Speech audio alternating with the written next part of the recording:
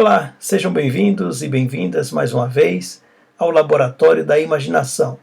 Hoje a nossa conversa será sobre a independência do Brasil, uma data muito especial que remonta aos anos de 1822, ano em que foi proclamada a independência do Brasil, em 7 de setembro de 1822, e que agora, em 2020, completam-se 198 anos. Vamos lá, a história da independência do Brasil. Antes de falarmos sobre a história da independência do Brasil, eu quero dizer que o conteúdo deste nosso encontro ele foi colhido a partir de alguns artigos científicos e principalmente de um livro escrito pelo autor Marcos Costa. Ele é mestre e doutor em História Social pela Unesp. O livro se chama A História do Brasil para quem tem pressa. É bastante interessante esse texto e bastante provocativo, inclusive.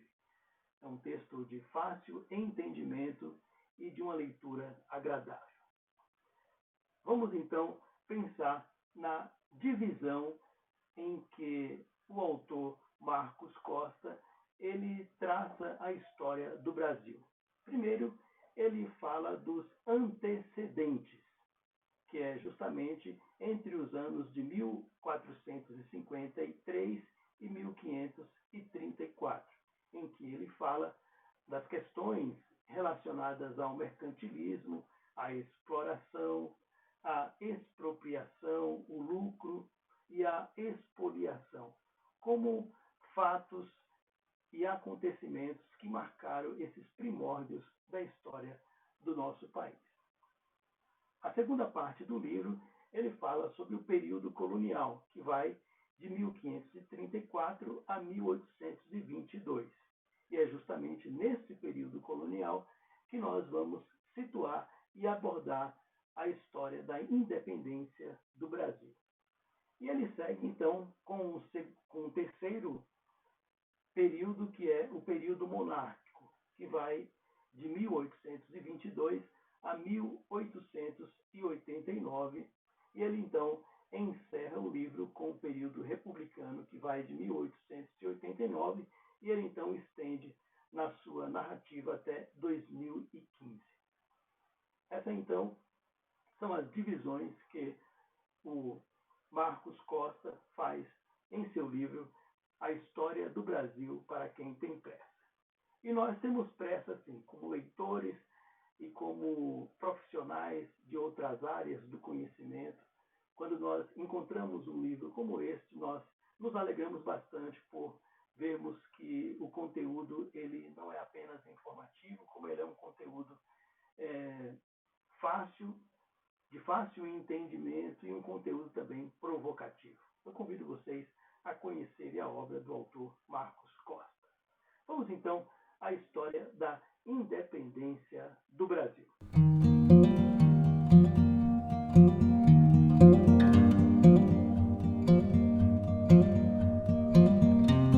Ao falarmos sobre a independência do Brasil, é importante pensarmos em fatores que motivaram este acontecimento, tanto fatores internos quanto fatores externos. Os fatores externos estão ligados diretamente às guerras napoleônicas, que aconteceram entre os anos de 1803 a 1815. E os fatores internos é justamente aquela insatisfação que estava presente entre as pessoas que habitavam essa colônia. Esta insatisfação tinha múltiplas causas, desde um monopólio que o governo português exigia da colônia brasileira para comercializar apenas com Portugal os seus produtos, como por exemplo o açúcar, o ouro, o algodão, o café. Esses produtos eles eram comercializados exclusivamente para Portugal. E o lucro dos produtores era extremamente baixo frente às possibilidades que eles teriam junto a outras nações. Por isso, a demanda por abertura dos portos e a possibilidade de comercializar com outras nações. E até as insatisfações relacionadas à emancipação mesmo política, que motivou então revoltas e rebeliões. E nós conhecemos muito, por exemplo, a Inconfidência Mineira, né, que ela aconteceu por conta das altas taxações sobre o ouro, e também a Revolta dos Búzios, também conhecida como a Revolta dos Alfaiates ou Conjuração Baiana, que lutava justamente por abertura dos portos para outras nações e a emancipação política desta colônia. Esses fatores eles trazem um clima bastante tenso entre as pessoas que habitavam este território. Mas aquilo que de fato trouxe um diferencial significativo para levar à independência do Brasil foi justamente as guerras napoleônicas. Napoleão Bonaparte, então imperador francês, decretou em 1806 o bloqueio continental com o interesse de atingir justamente a Inglaterra. Justamente porque a Inglaterra era a principal potência econômica e bélica do século XIX.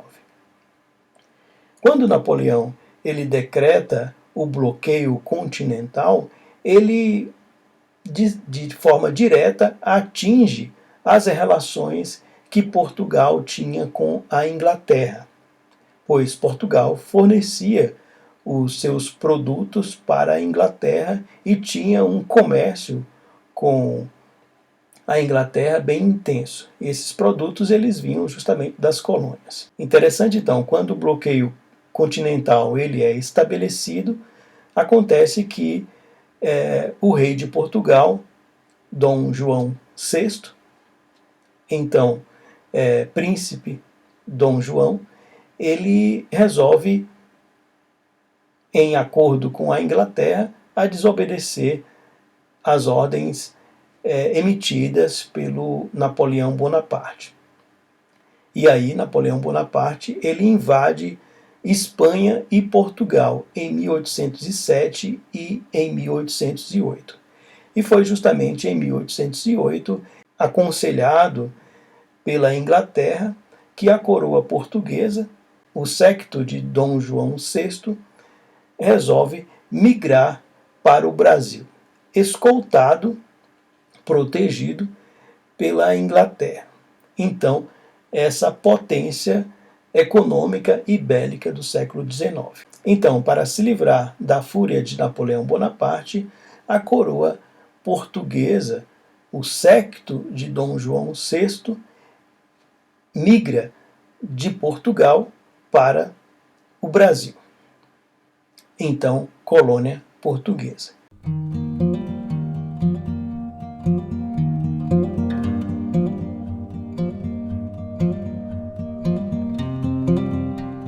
Agora que a família real chegou então em terras brasileiras protegida e segura, é a vez então de Dom João VI retribuir à Inglaterra pelo o favor dado à sua corte.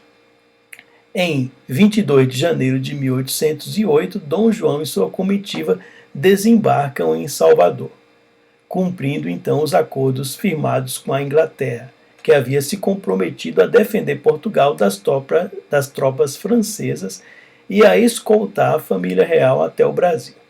Dom João abre os portos do Brasil, que até então só exportava para Portugal, para o livre comércio internacional. Esse ato foi de grande importância para o fortalecimento da economia brasileira. E o Brasil, então, experimentou uma prosperidade nunca antes vista. Sem querer, esse foi um dos primeiros passos em direção à independência.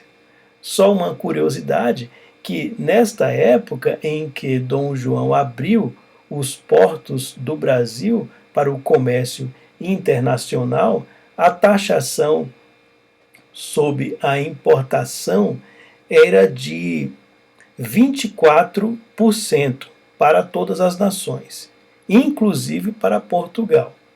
Entretanto, para a Inglaterra era de 15%. Os ingleses negociavam diretamente com o Brasil e o Maranhão era o grande produtor de algodão. Em 8 de março de 1808, a comitiva chega ao Rio de Janeiro, que viria a ser a nova sede da corte portuguesa. Dom João começou a organizar a estrutura da cidade para torná-la digna de ser a nova sede do Império Português, o Palácio dos Governadores para o rei e sua família. 2.000 casas foram requisitadas para abrigar a comitiva real. Nessas casas colocava-se nas portas a inscrição P.R. Significava ponha-se na rua. Não.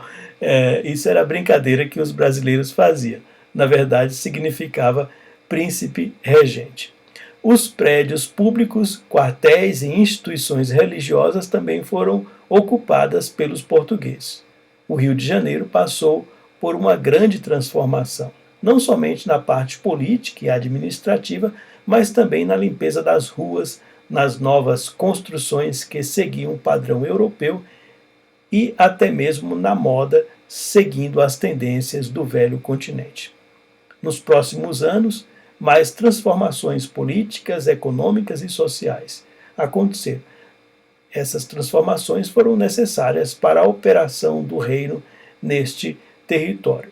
Foram sendo efetivadas, como a criação do Colégio de Cirurgia em Salvador, o Banco do Brasil, a Casa da Moeda, a Imprensa Régia, Museu Nacional, Real Teatro de São João, Real Academia e Escola de Belas Artes, Real Academia de Desenho, Pintura, Escultura e Arquitetura, Jardim Botânico. Além disso, várias fábricas foram abertas, estradas construídas e portos melhorados, dando grande impulso à economia brasileira.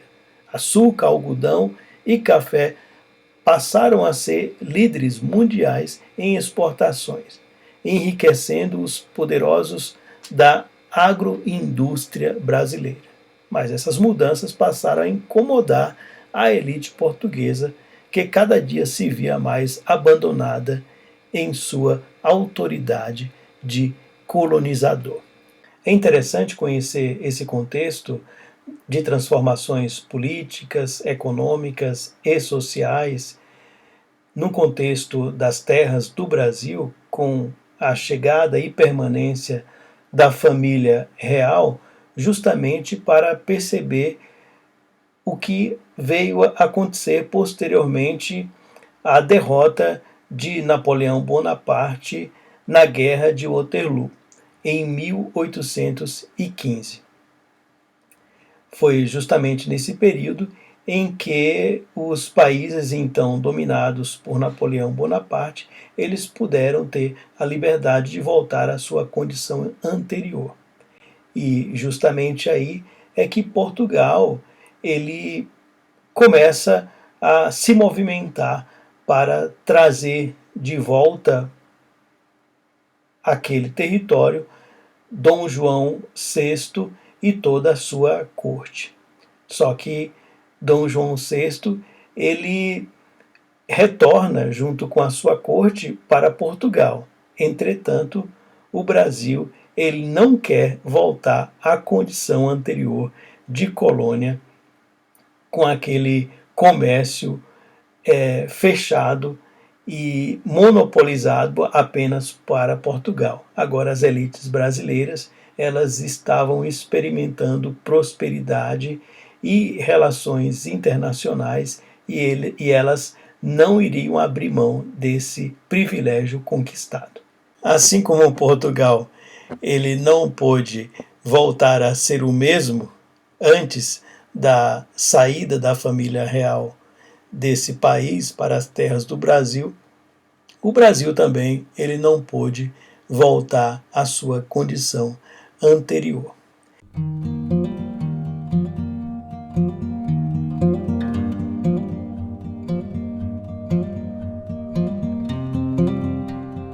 E a revolta do Porto, a Revolução Liberal, foi justamente esse movimento dos portugueses, dos comerciantes portugueses, para fazer com que Portugal voltasse à sua condição anterior de colonizador, com os privilégios que lhe eram inerentes.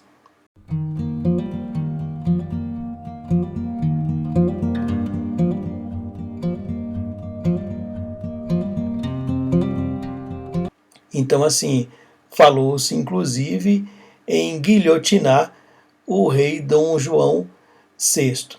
E para não perder então os seus privilégios reais e as suas condições consolidadas em Portugal, o rei resolve voltar para Portugal. E esses 13 anos de permanência da família real nas terras do Brasil, do ano 1808 até 1821, deixaram marcas indeléveis na história de nossa nação brasileira.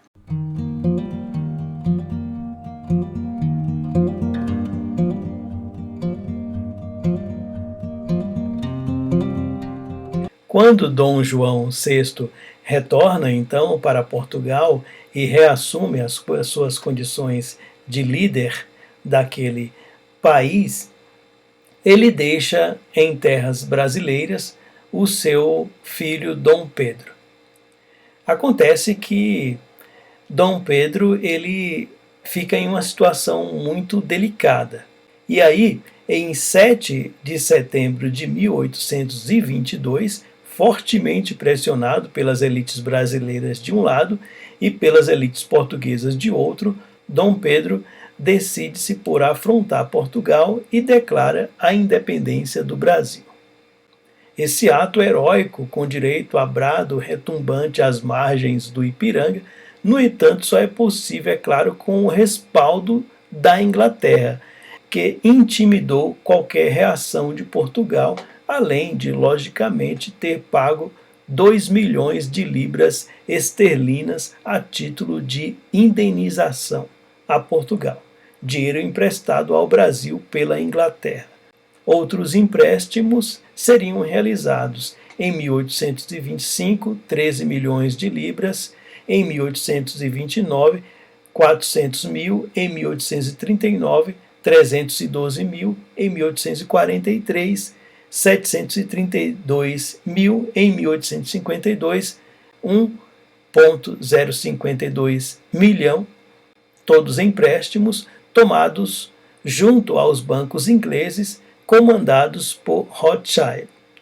Enquanto os meninos aqui no Brasil brincavam no playground da emancipação política, os pragmáticos ingleses preparavam as fortunas. Em 1827, por exemplo, condicionaram o reconhecimento da independência do Brasil à renovação dos tratados de livre comércio assinado entre os anos de 1808 e 1810 por Dom João VI. Pode-se dizer que o Brasil se livrou dos portugueses, mas caiu nas garras dos ingleses. Então, o grito de independência do Brasil está de uma forma diretamente relacionada a essa proteção e a essa dependência da Inglaterra. Então, chegamos ao final do Laboratório da Imaginação desta semana, trazendo uma fala a respeito desse recorte específico que é a independência do Brasil na história do Brasil. Esta que aconteceu em 7 de setembro de 1822 e que agora, em 7 de setembro de 2020, completam 198 anos. Obrigado pela atenção de todos vocês e nos encontraremos no próximo Laboratório da Imaginação. Um abraço virtual, até a próxima.